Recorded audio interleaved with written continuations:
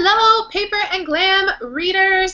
We are back for another installment of Book Club. Thank you so much for making the time to join us either live tonight or on the replay. Tonight, as you may know, we are reading Night Circus, and I'm so excited to discuss this book with you. I was reading a lot of the comments, and you guys just love this book, which is great because this is the kind of thing that I really struggle with, or the kind of book that I really struggle with, so I'm so excited to hear your thoughts.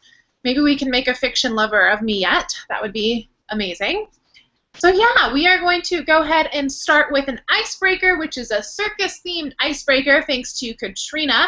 And it is, if you were at the circus, what would be your favorite tent, or which one would you visit first? Katrina, which one would you just have to see first? I would visit the Cloud Maze Jungle Gym one. I think that one would be the most fun. I would see the twins kitten show, of course, because who can pass up kittens? And I would also go to the ice garden. Yeah, I think the ice garden would be my first choice, but also just the way that she always talks about the smell of the caramel at the circus, I would have to get something to eat there too. Yeah, I definitely agree. I think the food stuck out the most for me, and I've never been to an actual circus, so I feel like the only thing that would really lure me there would be funnel cakes and caramel apples and all that yummy stuff. I would go to the illusionist tent. I love, magic and sleight of hand, and I guess it was real in the book, so that would be my first stop, with a snack in hand, of course.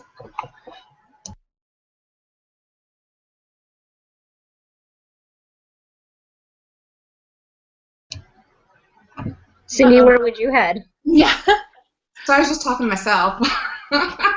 Sorry. Yeah, I was talking about making bad decisions, and so anyway, I would have a hard time picking. I think I'd be one of the ones that would be, visiting the outside kiosks and watching the performers that were outside the tents, and just kind of getting a sense of everything else that's around, and following the smells as well. But I think the cloud room would be very cool. I think I'd be tempted to go there first as well. I don't think, gosh, just one so crazy. I think the acrobats, I just love that. I think it's so cool, and just to be standing under and there's no net and they're above you and that's all you see. I think that'd be really great. So I totally thought I was going to be original and say the food, but I should have known. We're so like-minded. And okay, so I was burning the Bath & Body Works Summer Boardwalk candle, and it smells exactly like they were describing just all of the food. Like, it smells like caramel corn and apples, and oh my gosh, smells so good. It was actually recommended by one of the gals in the Paper and Glam Seasonal Living Facebook group, and join us. I'll link it below. Or actually, it is already linked below if you want to join us. We talk about seasonal living things. Anyway, so she recommended it, and I thought it was the perfect kind of August fair candle, and then reading Night Circus, it just enhanced my experience. So if you haven't read the book or you want to reread it, I highly recommend you burn that candle while you do. All right, so our first question is the same question we kind of start every book club with, which is how many stars and how did you experience the book? Just to kind of give an overall review.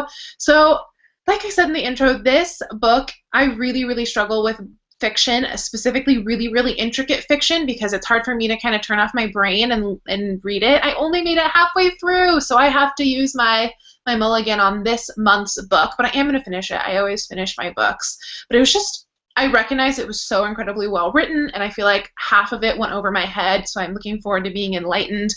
But gosh, it was a really slow starter for me, and I'm still working my way through it. Katrina, I know you loved it, so show it some love for me. Yeah, I did love it. It's right up my alley. I read a lot of fiction, magic stuff, even stuff with weird on time or weird on the timeline, or switches back and forth between narrators. So I loved it. I would give it 4 or 5 stars. I'm kind of waffling in between. It was kind of slow for me to get into, but I feel like I still read it quickly. I didn't like, I enjoyed picking it up, but it wasn't like I was going to stay up all night and read it all the way through. But at the same time, I looked forward to reading it. The only time I got confused was who Tara and Lainey were. I felt like when they were first introduced, I totally just like was reading too quickly and just like buzzed right past it. But then as they became more integral characters later, I was like, uh-oh, I maybe should have watched that paragraph a little bit closer. But I really loved the book.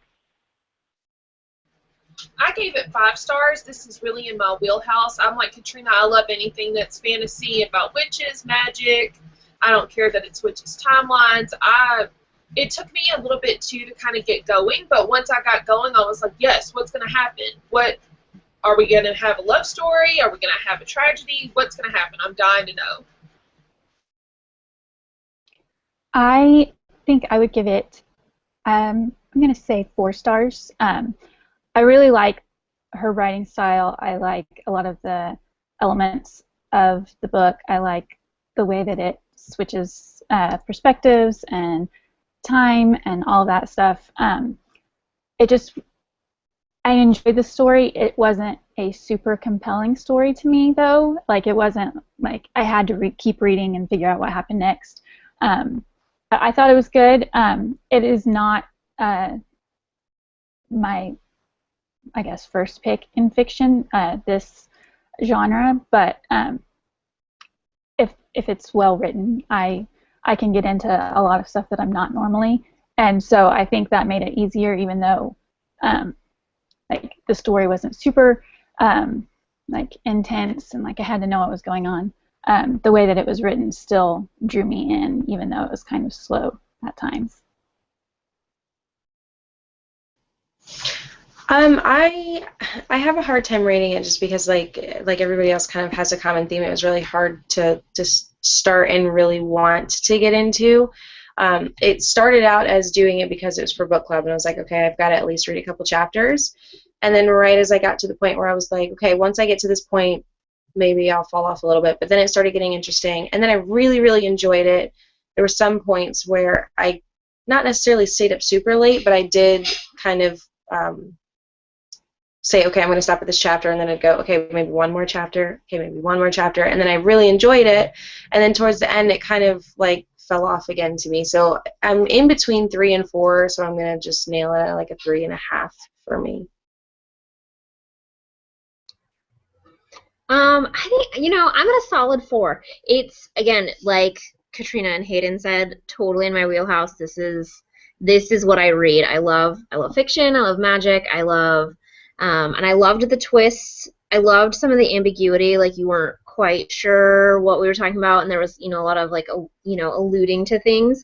I did, however, because of the timeline, I'm fine with switching timelines, but it makes me have to pay attention a little bit more because then I like obsess about like, wait a minute, and I have to go back and check to see what timeline we're on. So that was a bit of a barrier for me to just, kind of lose myself and really just read until, the middle of the night. But I did love it, and I've been like pestering my husband like crazy to start reading it as well because I think he will also enjoy it, and just more people to talk about a book I really liked. So, yeah, definite solid 4.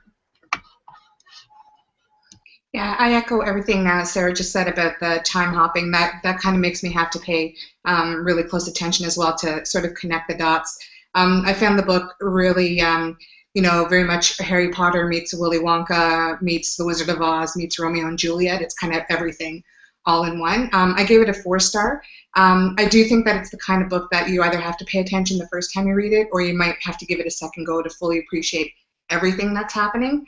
But I give it a 4-star. I thought it was pretty good. It is out of my wheelhouse as well, but it was good. It was a good read. So I have like 20 or 30 pages left. I had like a terrible week. So I was really sick all of last week. So I essentially lost like 9 days of life. And so, but I would say I'm probably going to be at like a 4.5 because I definitely don't feel like it's a 5, but I feel like 4. I don't know. It's definitely like I love fantasy and creative things, but I definitely felt that the beginning was a little stilted in the writing. Some of it was very like reporter, especially just the earlier chapters. It was just really just lackluster, I thought, in the language at first, and then once you started getting into the rooms of the different tents and stuff, then it kind of started, she developed her language and stuff there, but until she had those moments, I kind of felt like some of the early story was just like reporting facts, kind of not really exciting. Okay, good. I'm glad that I'm not alone with that, because until she got to the cloud tent, the cloud maze tent, I was struggling so hard, especially when you have a lot going on and it's really intricate, but it's also somewhat slow. It's really hard to get into it. So I loved Miriam's answer to our icebreaker question, which tent would you like to go to? She said the midnight dinners, which, oh my gosh, what a great answer. Love it. All right, so the next few questions I actually borrowed from Oprah's Night Circus discussion, so I would like to give credit and thank the Oprah Book Club because they are just great questions. So the first one, or second one, is, or third if you count the icebreaker, is Friedrick Thiessen asserts that he thinks of himself not as a writer so much as someone who provides a gateway. A tangential route for readers to the circus. He is a voice for those unable to attend the circus and suggests that the circus is bigger than itself. What role do the rêveurs play in keeping the spirit of the circus alive outside the confines of the circus tent? Katrina, since I am only halfway through the book, I'm going to pass the ball to you to take it away. I think it's really keeping a very interested, captive audience going, because if your story, any story that you're telling, like I've told so many stories in like groups of friends, and I can see them like slowly tuning out, and it's like, oh, okay, I'm not interested anymore. So I think they kind of serve as that, is like still being interested in the stories that are being told at the circus and kind of even hyping it up even more with each other. So I think they really keep it going. Well, I dress like a, I'm not sure that I'm going to say it right, but a rêveur, because I feel like I would be one if the Night Circus was real. Because to me, they're the reason the circus stays going. They keep the magic alive in their hearts, and that feeds the magic inside the circus. After all, a show needs an audience. Their hopefulness, eagerness, and love for the circus is what keeps the performers engaged in making the circus great. Yeah, I kind of, I didn't really think about it as I was reading it, but when you sent this question, I was thinking about it, and they're kind of like the like fan fiction people, and like fandoms of like shows that aren't even on TV, or book series that have been completely finished and there's never going to be another one, and they just keep that alive in the culture, and get other people like excited about them even when there's like nothing new. I mean, obviously here they had the advantage that, you know, they could follow the circus around and be like, oh, it's here and it's here, but they got other people excited about it. They were like the evangelists of the circus. I kind of saw this question, the first thing I thought of, this is going to be total left field, but I have a point, I promise. Shawn Mendes, he's like a newer artist, and they always ask him, like, how does it feel to go from like normal to super famous? And he always says, you know, the fans are important because without the fans he wouldn't be cool. Nothing that he does is cool, and you know, nobody would care if there weren't fans. And I feel like it's the same thing for the rêveurs, because like the circus, it always grabs people's attention, but then it just disappears overnight. And not that it's easily forgotten, but life goes on, and they're kind of the people who like make it cool and make it like so relevant even when it's not there anymore, and they follow it around and they make it have this life of its own outside of just the circus life, and the life that it creates when it's in that area for that certain amount of time, and it creates this buzz. But then once it's gone, it's kind of like, oh, okay, buzz over, and everybody goes back to their own way. But in their group, it stays alive, and they follow it around. What is it going to do next? It's kind of like a group of fans, and without them, it wouldn't be cool. Nothing that it does would really thrive the way that it did. Yeah, I mean, just to kind of, I guess, echo everybody else, they're what makes it relevant. They, keep the circus alive. I love the sense of community that they develop. It's, it's like those, smaller fandoms of like shows that don't air anymore, and you can kind of like identify each other, from across the street because, the T-shirt you're wearing is an obscure quote or, like some subtle imagery from a show or a book or so I like that. I like that they have their signature style. And then I just think they're a large proportion of the patronage that the circus gets. And then Friedrick Thiessen keeps it alive, manages to keep it alive through his writing and allows people to experience it and kind of drums up the hype. Like you've read what he has to say and then it pops up in your town and you're definitely going to go. I had basically what everybody just said. The rêveurs bring the memory of the circus home with them, and they evolve a community of like-minded individuals, which is just what everybody said. So, yay! Yeah, I mean, just more of the same, and they're kind of like how Friedrich makes the clocks for the different fans, the special ones that they like that represent each of their tents. So they kind of have like this kind of merchandising going, right, like how fandoms do. And so they're kind of like a cross between like band fans, right, where it's like, oh, but you have to be at the event because it might be different than the last one. But then they're like the nerd fandoms, right? And also, so they're kind of like a nice mishmash of the two. Awesome. I had no idea how to pronounce the name of the fans. The Audible version kept saying rêveurs. I'm sorry. I know that I am terrible with French, so my apologies. All right, Jana, while we have you, I want to put you on the spot a little bit since you are a Shakespeare professor, and I just can't wait to see how you raise the bar if you don't mind. So there's a lot of allusions to Shakespeare in the book. So I read on Oprah's book club that Hamlet, Romeo and Juliet, The Tempest, and As You Like It are all kind of referenced, and there's throwbacks to each in the book. I was hoping you could unpack those a little bit for us. Sorry to kind of single you out, but I couldn't resist the opportunity. Okay, I know. I tried to make some notes last night and this afternoon during my prep period. So obviously you have like the first things like the name Celia and Prospero. Celia from As You Like It, and Prospero from The Tempest. And Prospero's role in The Tempest is that he's kind of like a creator of things and that he manipulates and tells stories. And within the Night Circus, there are at least 4 or 5 people that are manipulating and telling the story in their own way. Friedrick Thiessen, each of the illusionists, right? And then each of their proprietors, as it were, right? Celia's father and the man in gray. And so they're each trying to carve and form the story and shape the story and tell it their way. And so they're all kind of moving the pawns around. And so they're all kind of Prosperos, and obviously like Celia's father being the Prospero who disappears. So that's one way. And Chandresh also is kind of there because he's the creator of the circus. And so as he moves around the pawns, or he thinks he is, but he doesn't realize Marco's behind him. There's Celia and Prospero. They're the kind of the Hamlet because she's haunted by her father's ghost, which she says, in the play.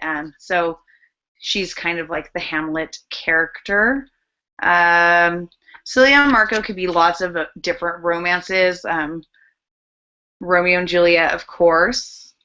It wasn't on your list from there, but I really felt like it was very Midsummer Night's Dream-esque because there's, the whole like it's taking place at night, and there's this parallel between like what is reality and what is not, and is this part of this fantasy magical world, or is it really happening? And who is in love with who, which I kind of felt like with Isabel and Celia and Marco, that was kind of more of like the Midsummer Night's Dream, where two of the girls are chasing one of the guys, and it's the kind of playing around more of that way, I thought.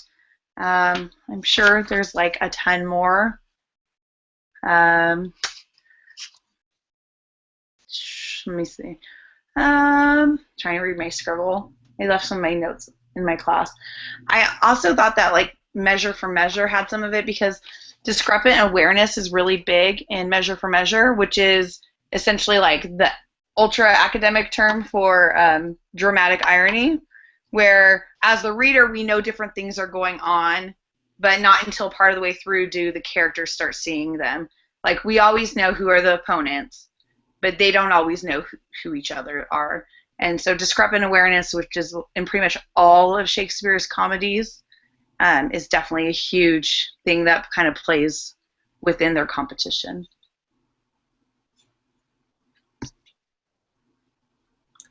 That was a lot of things that went over my head. So thank you for unpacking those. Amazing. Thank you, Jaina. That was like Shakespeare in under 2 minutes. All right, so the next question is kind of takes itself from the quote that opens the book, and the quote is an Oscar Wilde quote, who I absolutely love. I think Picture of Dorian Gray has missed our book club list like 3 years in a row. I actually put an Oscar Wilde quote in the fall collection for Paper and Glam, so the September kit. There's like 2 dozen left if you don't have your September stickers yet, but I just love that she opened with an Oscar Wilde quote. So it said, "A dreamer is one who can," or Oscar said, "A dreamer is one who can only find his way by moonlight, and his punishment is that he sees the dawn before the rest of the world. How is this sentiment explored in the Night Circus? Who in the novel is a dreamer, and what is their punishment for being so?" So I have a feeling they're talking about Bailey, but Katrina, I'll let you give us the first schooling here on dreamers. I'd say both of the illusionists are. I'd say the twins are, and Bailey, just because they really stretch the confines of what's set up. The illusionists stretch how the game is set up for them. They don't want to play by the rules. They don't want to do any of that.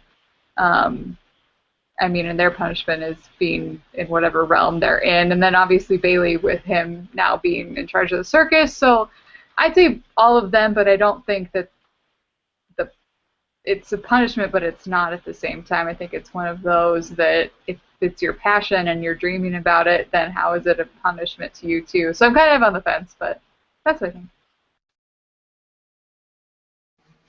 Sorry, I thought I had to sneeze. Well, Katrina stole my thunder because I totally agree with everything she just said. But I'll elaborate on what I think their punishments were. Celia and Marco had never been together in their corporeal form, so they had to be together in the spirit world, and I think that was their ultimate punishment, even though it wasn't, because they got to be together. And Bailey's is that he has to carry the entire life of the circus on his back and keep it alive for everyone and make sure that everyone is healthy and safe. And the twins, their punishment is that one can see the future and one can see the past, and that's a terrible burden to bear. Yeah, I don't know that I have much to add. I feel like everything I was going to say you guys already said, so I'll just pass it on to Bree. Okay, really quickly, as I was reading the questions that we were going to discuss, it kind of crossed my mind as far as, and I'm going to take it back to number 3 really quickly. I'm not a Shakespeare pro at all, but in my head I kind of felt like, as far as Prospero goes, I sort of felt like Bailey sort of played the role of Prospero, because the whole time you kind of feel like you're being involved in a story and you're watching the story take place, and then at the end he starts the story that Alexander is asking for, and then all along he's kind of the one that's manipulating the entire I guess not game, but the story, because he's recreating it and he's retelling it to us. So it's not us actually watching it, it's us being told it, and we don't really know until the very end. So I don't know, maybe I'm overthinking it, but it just popped in my head, and I just wondered if anybody else kind of caught on to that. But as far as the dreamers go, I think everybody was pretty much a dreamer. I think that's kind of what made the circus so awesome, is that everybody who was super involved in it were dreamers in their own rights. Obviously, Celia and Marco were dreamers because they felt like they could somehow defeat this like magical game that they were supposed to be playing, and somebody was inevitably supposed to die, but they kept it in their hearts that somebody might not. And you know, Isabel was kind of a dreamer because she felt like she could get her way as far as her and Marco are concerned. I think that everybody in a way is a dreamer, even the rêveurs, or however you pronounce it. They're dreamers in their own right, and that's why they follow the circus around. So I think the entire book consists of dreamers, and I think that's why it works for everybody in the book, is because they all are dreamers. Okay, so I have some maybe slightly different, but I think that, I mean, besides the fact that Herr Thiessen was like the original dreamer, right? Like he kind of coined that. I mean, he definitely was, and his, you know, his punishment was ultimately his death. And then, you know, Mr. Burgess, right? I kept getting confused between Miss Burris, maybe the Laney and Tara girls, and then Mr. Burgess. Kept losing my mind a little bit on that one. But the guy that was the engineer, I think he, you know, he too was a bit of a dreamer. I mean, because he was coming up with all these things, and his punishment was, you know, having to keep all of that. He was kind of, he harbored a lot of secrets to be able to play out his personal dreams. And then, I don't know, I kind of think Prospero and Mr. Now I don't remember, the man in the gray suit.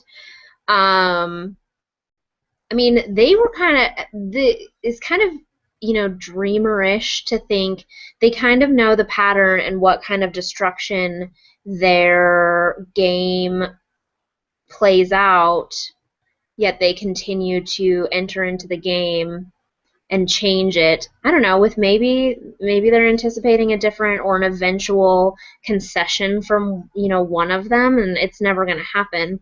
And they're just kind of trapped in this cyclical game where lives are destroyed. So I don't know, I mean, that seems pretty punishing, and then they're, you know, attached to the world for far longer than they probably should be, which I think is also kind of a punishment in and of itself.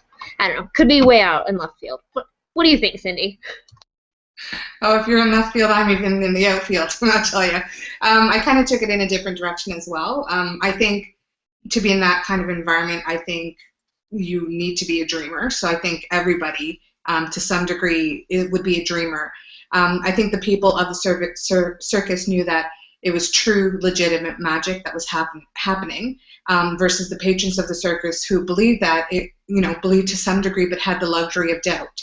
I believe that the people of the circus knew it was true, and they carried the burden of the responsibility of keeping it from, you know, regular society. And to me, I think that was the punishment, to keep everything toned in and to keep it true to them, if that makes any sense. Again, left field, Sarah, sorry.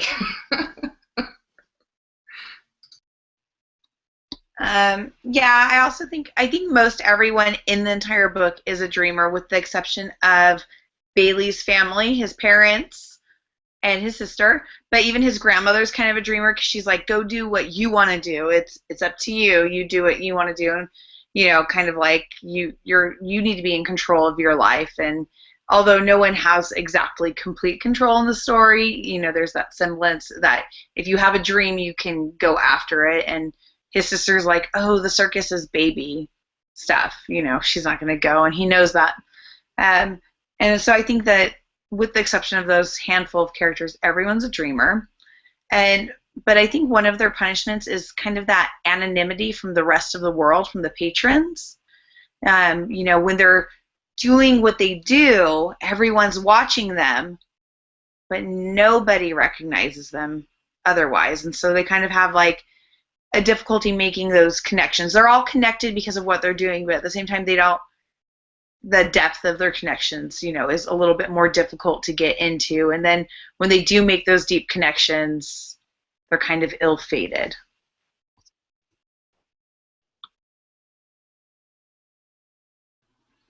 Sorry, guys. All right. So the next two questions, you guys feel free to take a pass on these two if you want. So the next one is, why does the man in the gray suit feel so passionate about stories? What sort of commentary do you think the chapter Stories is on the novel and on life? I know, Katrina, you wanted to take a pass, which is totally fine. So I will pass the ball to Hayden. What do you think? Any ideas? Well, I think he likes stories because our life is stories. They're stories that are threaded together that make our so-called book of life. You know, he turns out to be immortal, so the stories help him continue to keep his humanity and keep living life, even though his life has been kind of postponed because he can no longer enjoy all the things he used to enjoy because he's been enjoying them for so long. You know, our stories inspire us, they break our hearts, they make us see something in a different light, and they push our limits. And all those things we pass down from generations to generations, and he doesn't get to do that. So the circus kids and his prodigies that he sends into the story are kind of like his kids, and I think that's why he likes the stories, because that's how he stays connected to the human world. I've always been like really connected to stories, and not just reading them, but like hearing other people's stories, true stories, and like the interconnectedness of all of the stories, which he kind of makes a point about that. Like he says something about, you know, your story connects to your sister's story, connects to somebody else's story, and then doesn't the dragon think he's the hero of his own story and stuff like that. And so just this entire chapter is my favorite part of the book overall. And I was trying to find, he says, someone needs to tell those tales when the battles are fought and won and lost, when the pirates find their treasures and the dragons eat their foes for breakfast with a nice cup of lap song souchong. Someone needs to tell their bits of overlapping narrative. There's magic in that. It's in the listener, and for each and every ear it will be different, and it will affect them in ways they can never predict, from the mundane to the profound. You may tell a tale that takes up residence in someone's soul, becomes their blood and self and purpose. That tale will move them and drive them, and who knows what they might do because of it, because of your words. And I think that's why so many people love stories, love to read, whether it's fiction or nonfiction, because we just love just seeing how all of these things that maybe we don't see the connection, but when somebody points them out, we're like, oh yeah, I can see how that connects to that, connects to that, connects to that, and that makes things that maybe were obscure in our world before, I don't know, take on new relevance. This one is a little bit hard for me because, like I said, there's so much that kind of went over my head in this story. I know on page 502 there was a point in time where Widget tried to read, I guess, Alexander, the man in the gray suit. I guess he tried to read his past, and it was so far stretched back in time that there was patches missing, and I kind of like connect the fact that the man in the gray suit loves stories so much because of the detail. And I know that, I think it was on page 505 that he says that like so many stories lose the black and white and there's so much gray, because now like over time people create their own right and wrong, and they create their own opinion of the story, and it's no longer the story. There's so many convoluted ideas about the story, and it can mean so many different things to so many different people. And I think maybe he cares about stories so much because his own is so convoluted, and it's so much gray area because it's been so much time that he can't remember. But it's kind of a confusing, I guess. In a way I kind of pass, but then in a way I kind of could put something together. So I don't even know if that made sense, but yeah.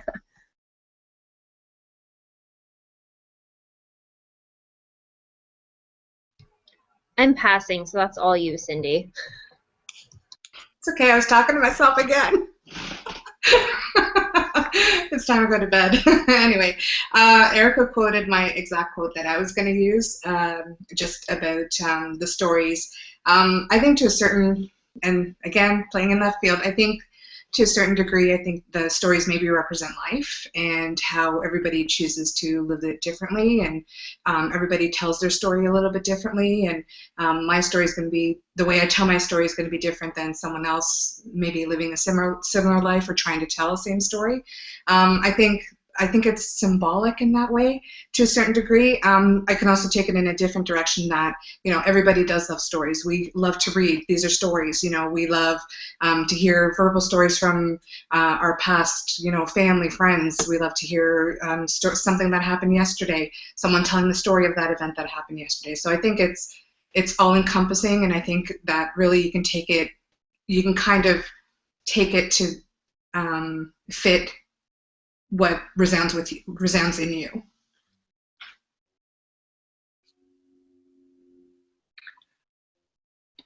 I think that for him, part of why he's so interested in stories is because of that long life. He no longer feels like he can partake in the stories so much as he needs to kind of like to keep going on. He has to kind of experience them.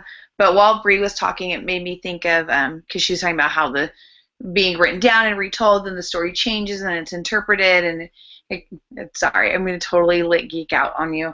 And so it started making me think about like authorial intent, and does it even matter what the author wants of the story once there's a hearer or a reader, because then we bring our own interpretation to it, and that's what makes the story keep living, like the rêveurs, and everybody, involved in it. Each time the story is told, it's changed, or the perception of it is changed, and so that's why I think he likes the stories, because he's collecting them, but he knows that they're moving on and they're changing and they're living, breathing things in the same way that he is kind of eternal and moving on and living and breathing. Love it. Have you read Big Magic, Jaina? No, I haven't even heard of it. Oh, it's an Elizabeth Gilbert book, and she talks about in that book, and Erica was the one who forced it on me, and I loved it, and I think I tried to force it on all of y'all like 2 months ago, but then I couldn't articulate what was great about it. But anyway, she talks about how people like read in their story into her book, Eat, Pray, Love. Like, they'll come up to her and say, oh my gosh, I just got out of an abusive relationship, and your story of having to get like a restraining order so helped me. And she's like, that wasn't in my book, like that didn't happen, but it's like so common for her to, have these stories of people who the book really helped, and like they'll point out specific things in the book that were part of their story but didn't actually happen in her, book and haven't happened in her life, yet they inspired these people to take actions in their own lives. And I just think that that's so cool, the whole authorial intent nerddom. Love it. All right. So the next question I absolutely love, and it is, at the closing of the novel, we are left to believe that the circus is still traveling. Bailey's business card provides an email address as his contact information. How do you think the circus would fare over time? Would the circus need to evolve to suit each generation, or is it distinctive enough to transcend time? And I just love talking about culture stuff, so I love this question. Thank you, Oprah's Book Club. And Katrina, you wanted to take a pass, and of course you guys feel free to take a pass. Hayden, what are your thoughts? Well, I feel like magic never dies or gets boring, so the circus it transcends time because of that. I mean, we all want to see and believe something that we can't explain. I mean, I remember going to the circus as a little girl, and I loved it. I loved seeing the acrobats, we went to a Chinese circus in Gatlinburg, Tennessee one time, and it's amazing what they can do themselves, and it made me think of the previous girl, and I cannot say her name for the life of me. Kikimo? I'm not sure. I'm not even going to try on that one. But I just feel like there's something with magic that draws everybody in. No matter what you believe in or how you feel, there's something that makes you want to see something that you didn't think could really happen. So I believe that the circus would go on until the end of time, or they couldn't keep a hold on it anymore. I definitely feel like it could still be something that would be around. I don't know if it would have to change necessarily, because I feel like it's so unique that it would be one of those like weird cultish followings that it kind of has in the book, and like maybe a lot of people wouldn't go to it, but it would be something that everywhere you would go, you'd be like, oh, these are my people because they are going to the circus. So I don't know that it would really have to evolve very much from what it was, because I feel like it was so unique. It wasn't like, come see the clowns. It was like something different that you wouldn't find anywhere else. But yeah, I feel like it would still definitely get an audience. It might be a like niche audience, but they would definitely still appeal to people.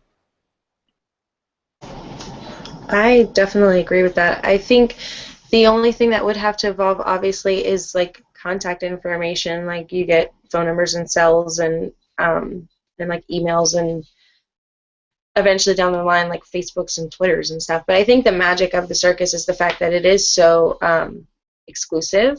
So I think even without technology, I mean, obviously he uses an email. Email is fine, but leaving it exclusive and keeping technology out of it and keeping it exactly as it was and maintaining it as it is, I think as time goes on, if anything, it'll make the circus even better because it keeps that aspect of like authenticity.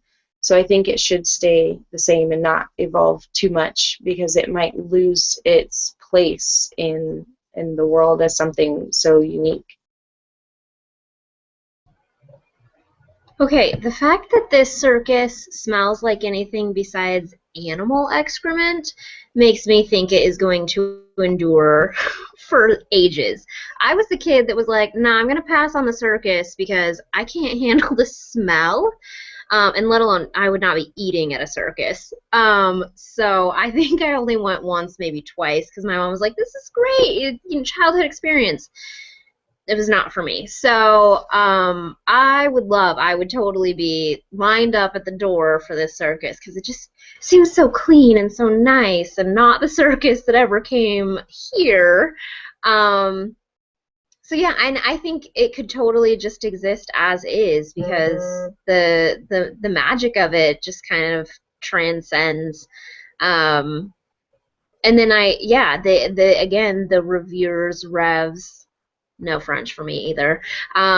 They would keep it, relevant, and even if it was just small and cultish, I mean, Comic-Con is not a huge. I mean, it's a huge following in that circle, and it makes a lot of money. But I mean, there are still large group, portions of the population that would never attend a Comic-Con. So, I think it would totally remain relevant, even if it was just a very small group of people attending, small comparative to the larger population. But yeah, I think it would totally transcend time.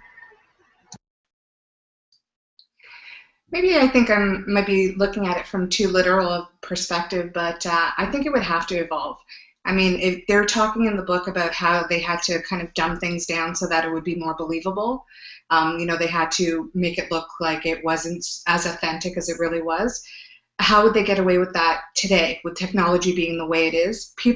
I think today, with the technology, and we're educated, and we're encouraged to push the boundaries creatively, but also technically. How would they explain that? Like, how would they explain that these things are suspended? People are going to be looking for what they're suspended with, and there's going to be that accountability in real life. Looking at it, if I were to go take my children to a circus today, those questions are going to be asked by all of us. How is this happening? And there's always the debunkers, right? And they'd have to give them some sort of debunk theory in order for it to be able to carry on. That's the only thing that I was kind of thinking of, that, yeah, it would have to evolve, and they, whether they fake it up a little bit just to kind of make the naysayers go away. But yeah, in my opinion, I think it would absolutely have to evolve. But I completely agree that there would definitely be a cult following. There would be, the social media being the way it is. I think there would be rêveurs everywhere. I think that it would be something that would definitely still be relevant, but I think that the actual circus and the functionality of it would definitely have to evolve with time. So for this question, I immediately thought about Widget's story about the old wizard who, gave his secrets to the hot young thing, and ended up a tree. But he ended up stronger and more rooted and eternal, and his magic didn't really go away, but she eventually exploited his magic, or what she had taken and learned of his magic, and she faded and lost what she had. And so it kind of makes me think that it would have to have some type of metamorphosis like that in order to have strength and longevity, especially, like Cindy said, with our, if it were in contemporary society, because then if the secrets got out, they would lose their magic and they'd have to metamorphose in order to keep their strength and kind of their aura of awe and intrigue. Awesome. Thank you, guys. So the last question is the one I asked, and then you guys get out your to-read lists or your Amazon wish lists, and you put some new titles on it. So the question is, if you loved Night Circus, then you'll also love, insert your title here. So the title that comes to mind for me is Water for Elephants, only because the setting is the same. I would say once you get past the setting, the similarities stop there. But I absolutely loved Water for Elephants. I thought it was so well done. It is a little dark, as I'm sure the 1900s circus was, but yeah, I just really loved that book. It had much more character development that really made you care about the outcome of kind of the story and the outcome of the characters' lives. And I don't know, I probably shouldn't be casting a judgment on the book since I haven't finished it, but I just felt like the character development, especially for the first half, was really lacking. So that's something I really enjoyed about Water for Elephants.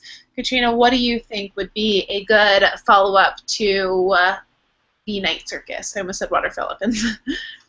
Staying in the same realm of magic-y books, The Winter Witch by Paula Braxton is also a great one. I just read it, recommended to me by Hayden. It's wonderful. It also has sort of like the main character is a woman, and she kind of becomes more empowered as the book goes on. And also I just read, this is totally not magic, but I loved it, and I read it in 2 days, Dark Matter by Blake Crouch. It's totally a physics-y, alternate timeline-y sort of book that's all over the place right now, and I loved it. So if you're thinking about getting it, get it. I'm sorry. Okay, so I say the book we're reading for October, A Discovery of Witches, the All Soul trilogy. I love those books, and all the Paula Braxton books that I recommended to Katrina have to do with magic. They're all about witches. They've got the Silver Witch, the Daughter's Witch, what she read, the Winter's Witch, and then there's one more that I can't remember the name of it. Both of those series have to be one of my top favorite books that really remind me of the Night Circus. My recommendation is author, Laini Taylor. She writes YA books, and the way that I would link it to this is it's all fantasy. I have read a lot of fairy books, and they are always like, I don't really care about fairies. But she has a fairy series. Her first series of books was about fairies, and I actually enjoyed it. Her writing style is a lot like Erin Morgenstern's in the sense of sensory writing, like the smells, the sights, the sounds, the stuff that you would feel if you were there. And then her most recent series is Daughter of Smoke and Bone. There's 3 books in that, and then I think she has a new book coming out. I think it's part of a series, but I'm not sure, and I didn't look up the name of it. I think it comes out this year, but I could be wrong. I don't think it's out yet. I meant to look it up earlier today and ran out of time. But Laini Taylor is who I would recommend that is similar. I have never really gotten into the witchcrafty magic books. I know a lot of people are probably going to shun me, but I was not a fan of Harry Potter. I'm more into books that you can kind of just read and lose yourself in, and I guess my brain just doesn't work that hard to keep up with the time changing and stuff, which is one of the only negatives I have about this book. It's I think it was Sarah that had said you kind of start reading and then it starts to stop making sense and you have to go back and check the timeline. So Harry Potter and typically, really any book that has to do with magic or witchcraft or anything, I've not really been a huge fan of.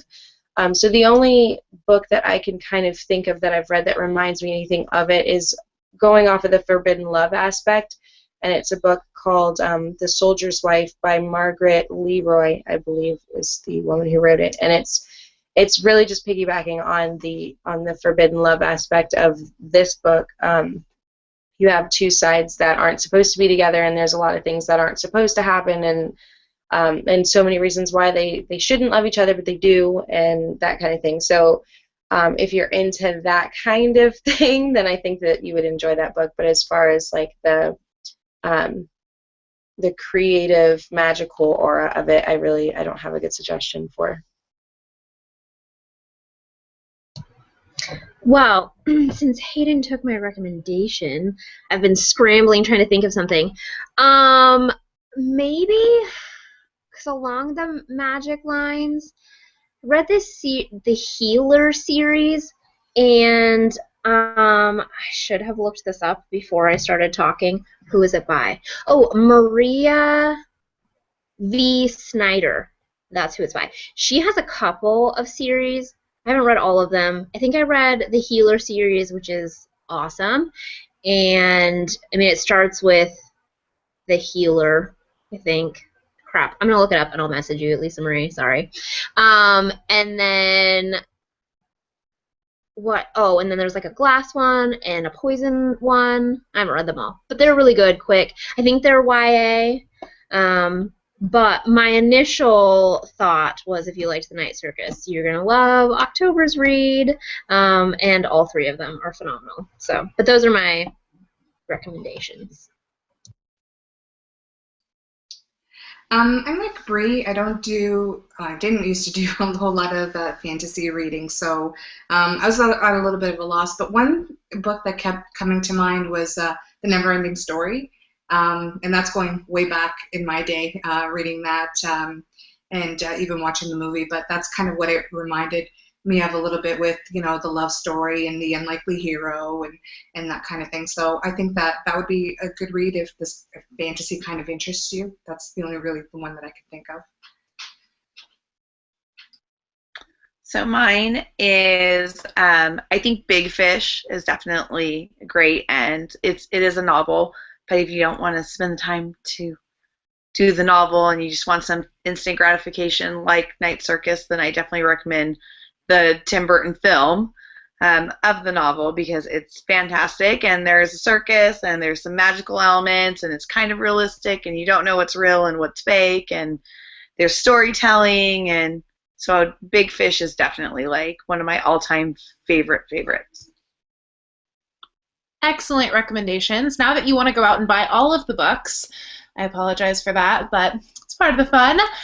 Let's think about September, or look forward to September. I am so excited to light a fall candle and read my favorite book with you guys, my all-time favorite book, The Great Gatsby. I just love the writing style. Again, if you guys got the Glam September kit, I included a quote from Gatsby with my readers in mind that says life starts all over again when it gets crisp in the fall. So I am so excited to read The Great Gatsby with you guys. Ugh, I can't even begin. I don't think I've been excited to read a book with you since Shauna Nyquist's Bread and Wine when I could not get the hangout to work. And I'm still upset about that. But we're going to read her next year too. All right. Also, in addition to The Great Gatsby, a lot of us are reading a companion book. It's called So Reread On by Maureen Corrigan, and the title is taken from the last line of Gatsby, and it just talks about why this book is so incredibly pervasive in culture, which if you guys watch like the Gone with the Wind chat or the Marilyn Monroe chat or the Breakfast at Tiffany's chat, I'm just like so fascinated with these type of things and kind of why Gatsby lives on today. So also, if you want to watch the movie by Baz Luhrmann that came out, was it 2013? Love it. I own it. So well done. So yeah, a lot of us are going to read this. All of these books are linked down below in the description bar, so if you didn't catch them, they are there. And then last but not least, we are almost sold out of the Glam Read stickers, and I really made these originally for this group and myself to help keep track of our book club reading. So this is the set that I kind of made so that we stay on track for book club. And there's, I want to say, like 24 left, so not very many left. I know, Katrina, you ordered yours like yesterday, so they should be showing up. But I wanted to give you guys a heads up because I don't want you to miss them if they are gone by the weekend when my September plan with me goes up. So yeah, that is it for the August book club. Thank you guys so much for taking time out of your days to read along with us. I love that we are a group that reads together, and the Glam family that reads together, stays together, and all that good stuff. So yeah, I will see you the last Thursday of the month. I'm not sure of the date, but I'll see you the last Thursday in September for The Great Gatsby. Thank you guys so much for watching.